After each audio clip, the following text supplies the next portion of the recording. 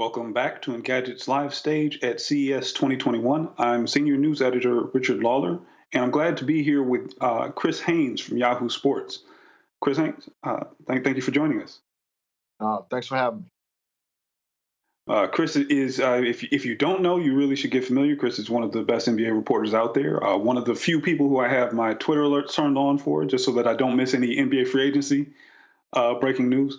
And also was one of the few people outside of the league and the players itself who were invited and who spent several months in the NBA bubble down in Florida. You spent 106 days there, I think, in total, Chris?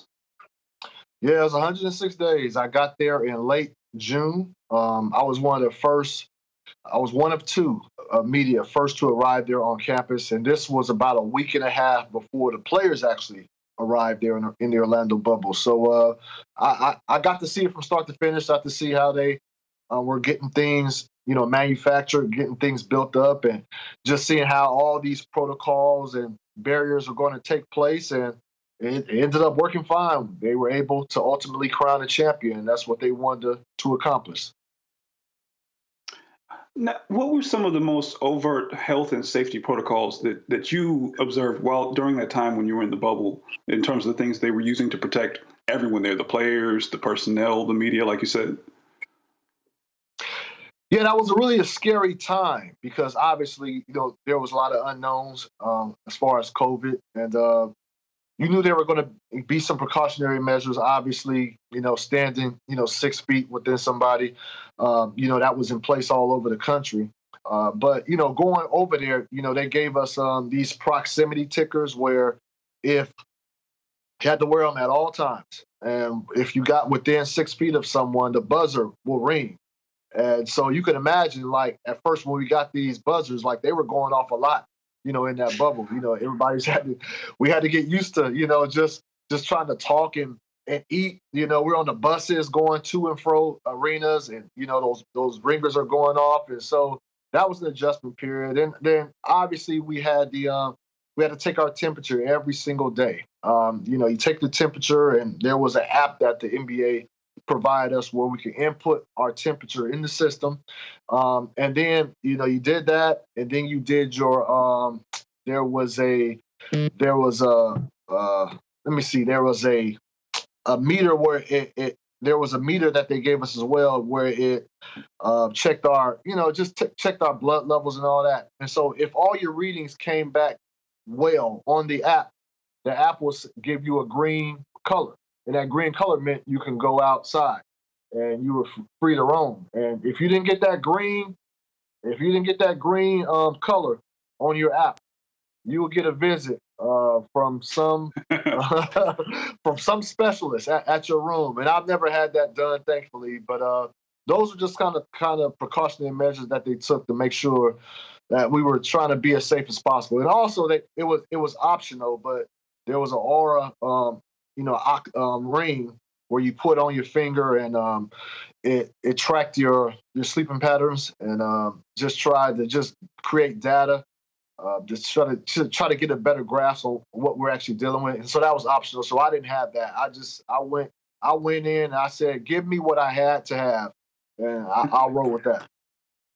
Gotcha. Just stick with the requirements. Now, I know that there was a memo apparently that leaked out that maybe the NBA will be requiring players to wear the proximity monitors again when they're in the team facilities or something like that. Have you heard anything about what they're doing there with bringing back kind of the proximity tracking and other things like that to do contact tracing? Yeah, that's on the table. That's on the table right now. The league would prefer that the players do, wear those rings, but obviously a lot of players I've talked to feel like that could potentially be a privacy violation. And we're already seeing videos surfacing of certain players going out and being in restaurants and being in party venues where there's no mask. And so, you still got certain players who aren't following protocol. And I just think that they feel like I would just say this. A lot of players, they want this season to come back in February or March. And a lot of them were shocked when it was a December 22nd start. And so a lot of players feel like they're already being asked to do a lot, and now you want more to get this completed. Get this season completed. And so, there's a lot of give and take right now that has to go on with the Players Association and the league. And so ultimately, we'll have to see what they decide on. But definitely, there's going to be some wrinkles when you're talking about the protocol.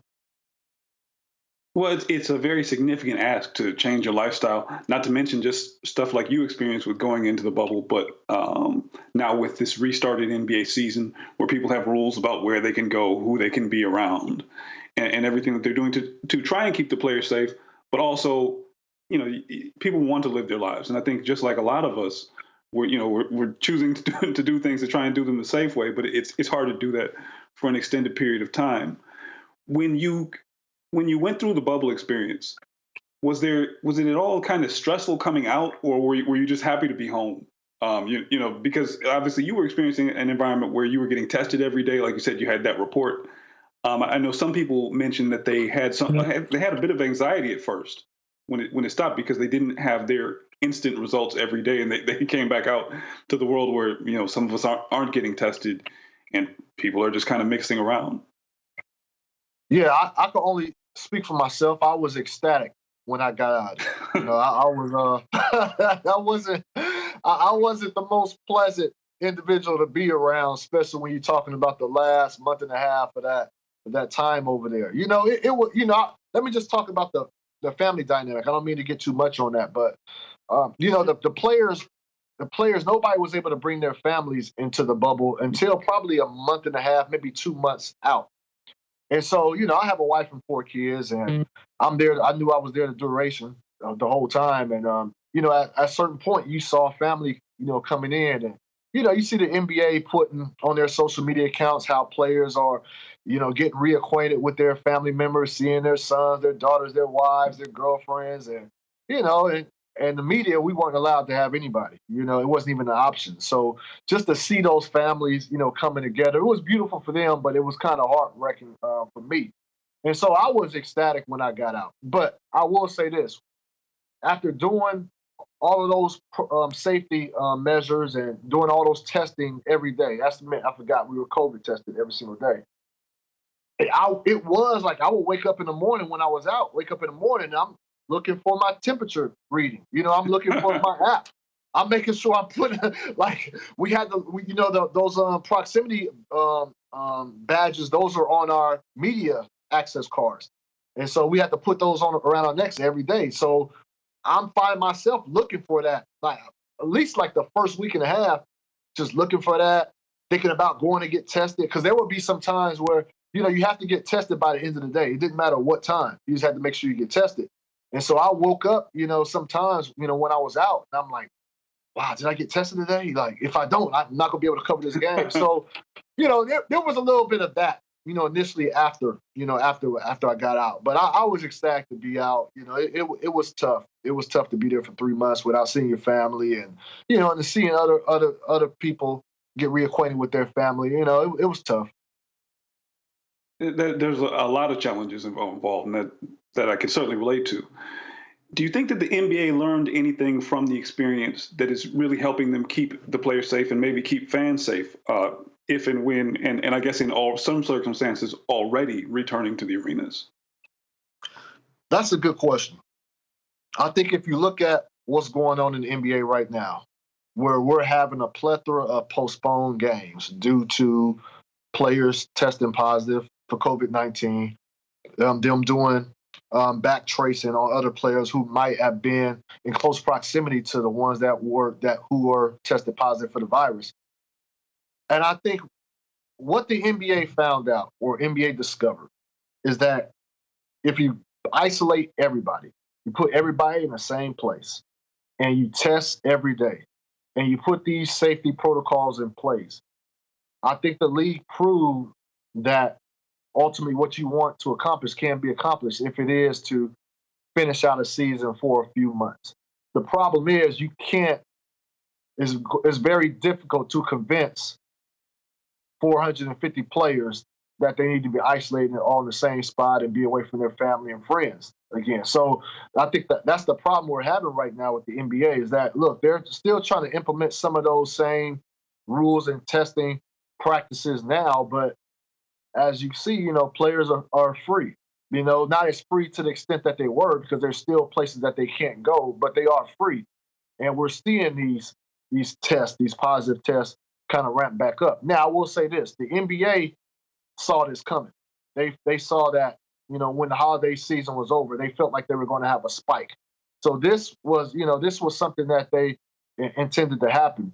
And I will say this about the schedule: the NBA has only released the first half of the schedule, which goes up into early March, and then they were going to release the second half of the schedule somewhere close to March. The reason why they did that, they wanted to give themselves just enough cushion because they knew games were going to be postponed.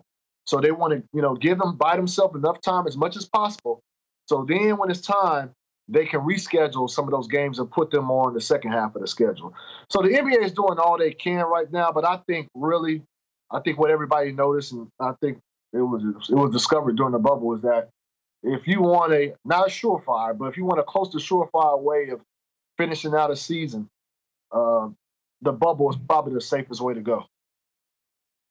Now, I know from a fan experience, it was kind of weird watching bubble action and even this restarted season, watching players play in empty gyms.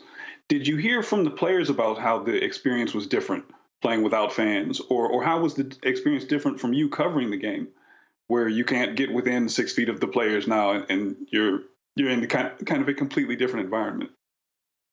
Yeah, so let's talk about the bubble real quick. So the bubble, that was obviously just a wake up call from the players. They knew they were going to go into the bubble with no fans, but when they actually got there on the court, and they're so used to just having the fans really pump them up, especially when teams go on runs. When you go on runs, you got the fans kind of motivate you more to extend it out, and that wasn't the case. And you got these fake, artificial, loud, piped in video game fan chants, and it's not the same. You kind of look at the players' reaction, and they're not really reacting to it at all. So that was different. But when I was in the bubble, the access for those that were in there in the green zone was pretty good. We were right there on the court. You got to hear a lot of what was being said on the court, so that kind of helps with your game coverage when you're writing stories. But now the way it's situated now, as far as the access we have, is really no access. We don't have. There's a Zoom call. That's all it is. And there's no access to players. There's no locker room access. There's none of that. And so we're really this is really a new landscape that we're trying to navigate through and trying to figure out what's the best way to go about our jobs. And it's tough. It's tough. And for players, look, there's some players that I know for sure who are really loving this new way of life and not having to deal with the media. So look, I can't knock that, but for us in my profession, it's a tough time we're trying to navigate, and hopefully things will get back to normal soon. But I don't think we'll ever get back to the normal access that we used to have as far as going in locker rooms and things of that nature. I think that's probably going to be shut off for good. Some things, the more they change, the more they stay the same. Right before we started, I saw a clip of, I think, Danny Green from the night before, where he was walking up the court and somebody was heckling him for going 0 of 10. And he responded saying that he has 3 championship rings. So, that's all he said? I guess, I think he said a little bit more than that.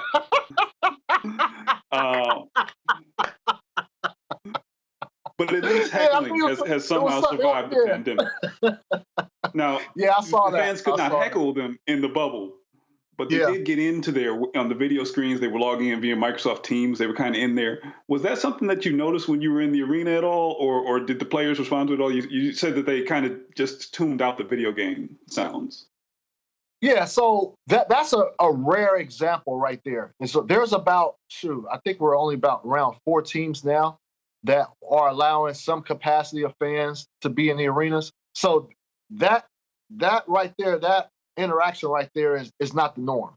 I can't remember what team they were playing, but that's not the norm right there. So we still, I'm look, even though it was negative criticism. I mean, look, I think Danny Green, I think he would even agree that, that's fair. That's fair criticism right there. That's fair chant right there. To hear somebody calling you out for your performance or not shooting well.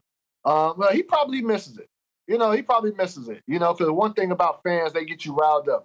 Whether you at home, you get to riled up and play well, or if you're on the road, depending on what type of player you are. If you're a dog, you can kind of use that for motivation. So I think from some form or fashion, I think a lot of players miss those fan interactions, whether they be negative or positive. Yeah, who was that? CJ up in Portland. He has been going off this season. Like, I don't think he cares whether there are fans in the arena or not. He's just ready to go all the time. Were there any other players that they kind of stuck out to you with their performance, either in that it changed without fans, that it just didn't change at all? Just they're the same guy all the time. It's funny. I saw Jason Tatum of the Boston Celtics. He did an interview. I believe it was God. I don't want to say the wrong platform, so I won't do that. So excuse me for forgetting, omitting that. But he said he remember when he was in a bubble, and there were certain guys that were just, basically killing. And he was like, hold on, like, you didn't do this during the regular season. Like, this is not you. Like, where is this coming from? And so there are guys, like, I think I know who he's talking about. Should I say who I think it is? I'll leave that alone. I don't want to speculate, but there were players. Just look at the. I would say this just to give people a hint if they want to look it up. Look at the top 5 scores, top 6. Look at the top 6 leading scorers in the bubble during the regular season, during the seeding games, I should say. And there should be a name right there that sticks out. That's MJ Warren. Normally not in that. That was my guy, man. I hope he gets back soon from his broken foot and can continue his very high level of play. Yeah, I'm not saying it's him or it ain't him, but hey, look, man, you're a smart young man. You're a smart, wise young man. But no, there were players out there that were balling, and people felt like, look, those are the type of players that, when it comes to the regular season, when fans are there, you can kind of see a discrepancy in their performance when they're at home, opposed to when they're away. But when you're on the bubble, there's no home court advantage. And so it's kind of like, really like they say, it's pickup ball. You just play your game, and there's not that added pressure. And so, those are some things that you definitely saw. Certainly. Now, usually, kind of, even when there's a regular season going on, you have a much better angle of the action than most fans get. You get up close, you get to see these guys, you get to see how really impressive they are. With the bubble, and even in these new games, they've changed the camera angles a bit. Sometimes we see things from a lower angle. I know they experimented with some things like virtual reality, social experiences.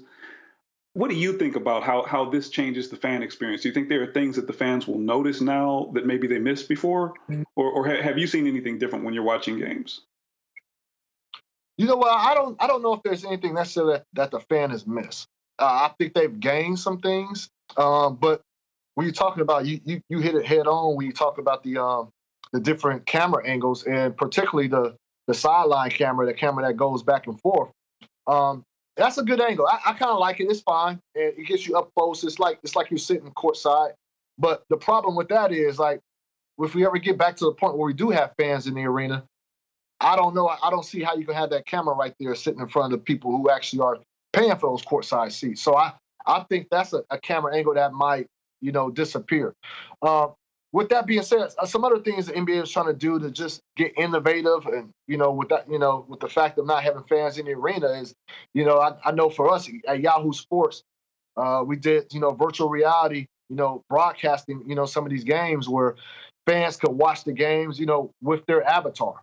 And the League Pass, NBA League Pass, has done something similar as well. So there's things that they've done to try to get innovative, like watching a game live with a former NBA player where you can text and communicate with that player during the game.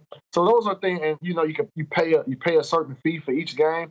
And so those are things the NBA was trying to do, especially try to make up from the revenue loss from fans, which is about 40% of their revenue, which is a large portion. So, they're just trying to experiment and use this time to try to boast their reach on, getting their product to the fans, because things have changed. Everybody's not watching on TV anymore, so they're just trying to figure things out. But look, I don't know if there's anything out there that's going to be a real mainstay, but I think right now what the NBA is doing is trying to discover other ways and alternative ways of reaching the fan. And from your perspective as a member of the media, how different is it now that you're back at home and you're covering, people through Zoom calls? You're maybe trying to get your contacts so that you can get that free agency breaking news without actually being able to bump into people or see them walking down a hallway. Like how different is that now? Well, look, it's obviously different. Not being. I've been to 3 games thus far. I went to a Warriors game, Sacramento Kings game, and a Laker game. And you're not allowed to go down there where the players at, where the GMs are at. But I would say this for somebody. This is my 10th year covering the league, so I've established some contacts to where I don't necessarily have to be at the game to get to who I want, whether that's a player or management or agent. And so that helps. But there's no doubt about it. We're taking a big loss. When I mean I'm talking about my profession. We're taking a big loss of not being able to go to the games and, talk to people like in person. It's one thing to be on the phone or texting, but, have those engaging conversations and, because a lot of info comes from those conversations, a lot of, still building bonds. And, as far as the rookies, we haven't been able to gain a rapport with them. We haven't been able to establish relationships with them. So meanwhile, we may have relationships with the other players, the veteran players, the GMs and agents, but we're missing the mark when it comes to the rookies. So that's tough, but it helps. Like if you've been able to kind of establish yourself and establish your clientele, your connects. If you've been able to do it prior to this, because that's going to help you with your coverage as we get through this. So obviously, there's nothing better than being in person, talking face to face. And you mentioned how the players are kind of responding to this very quickly restarted season and all the stress that they have to go through. Have you heard anything from kind of team personnel or league personnel, from Adam Silver on down, I guess, about how the restarted season is going? And you mentioned that they did anticipate a spike in cases after the holiday break, but it feels like a lot is happening all at once. Like what's kind of the feeling around the league about this season and how it's going? Look, that's the one thing that they're being very mum right now during this process. But I will say this: they put out a statement a few days ago and said, this was anticipated to having these spikes. But I will say this: it has to be a red flag to that, because over the last couple of days, there's been multiple meetings, board of governor meetings with the owners, board of governor meetings within themselves, the Players Association talking to the league, and so. It's a little bit more serious than what the league wants to let on, because we're just having all these meetings all of a sudden, and there's more postponements, like just all in a lump sum within the last week. So there are some issues. I don't think they predicted it to be like this rapid so far. And then you got guys that, and I think they felt like you were gonna have guys that kind of broke the rules or went out and were seen around, but the guys that have done that have been face of the franchise type players. It's one thing to suspend somebody probably named Daniel House, but when you have a James Harden that's out there, you see him out and about wherever he's at, not wearing a mask. When you see Kyrie Irving out, not wearing a mask around a lot of people, that doesn't look good for your league. That doesn't shine well. That doesn't bode well. So, I think the league is not letting on as far as how serious this thing is right now. And we don't know. And we can all, the league anticipates that the things will go back down. We'll see. But I think in order for numbers to go back down, players, management, team execs, team personnel all have to abide by the rules. And if that's not the case, we'll continue to see spikes. And so I think that's what needs to hit home to when you're talking to the players and these team officials. It's a very unique challenge that they're facing. Thank you so much for joining me. Folks, this is my guest, Chris Haynes. You can find him on Twitter at Crispy Haynes. I'm Richard Lawler. You can find me on Twitter at RJCC. And next up, we'll have Devendra Hardawar talking to Asus about the future of gaming laptops. Thank you.